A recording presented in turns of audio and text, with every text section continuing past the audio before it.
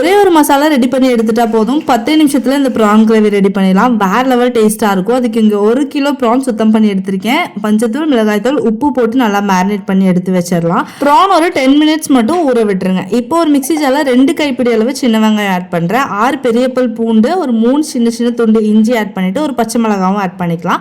1/2 teaspoon மிளகாய்த்தூள், 2 table spoon அளவுக்கு மல்லித்தூள் ஆட் பண்றேன். 1/2 டீஸ்பூன் அளவு மஞ்சத்தூள் ஆட் பண்ணி இது எல்லாத்தையும் நல்லா பேஸ்ட் மாதிரி அரைச்சு எடுத்துக்கலாம்.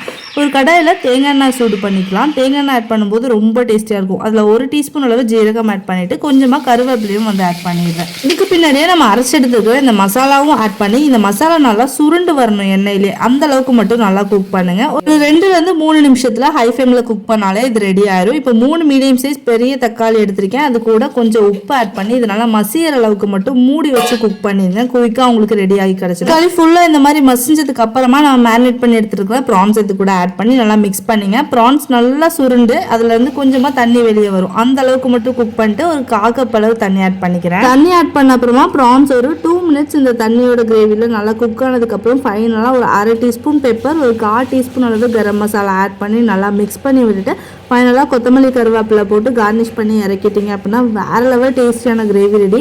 ஒரு டைம் கண்டிப்பாக ட்ரை பண்ணி பாருங்கள். ரொம்ப ஈஸியாக இருக்கும். அதேமாதிரி டேஸ்ட்டு அல்டிமேட்டாக இருக்கும். தோசை, பரோட்டா, கீ ரைஸ் கூடலாம் ஒரு சூப்பரான காம்பினேஷனாக இருக்கும். கண்டிப்பாக ட்ரை பண்ணி பாருங்கள். இந்த மாதிரி ஈஸியான ரெசிபிஸ் எல்லாம் தெரிஞ்சுக்கிறதுக்கு நம்ம சேனலே ஃபாலோ பண்ணிக்கோங்க. தேங்க்ஸ் ஃபார் வாட்சிங். அஸ்ஸலாமு அலைக்கும்.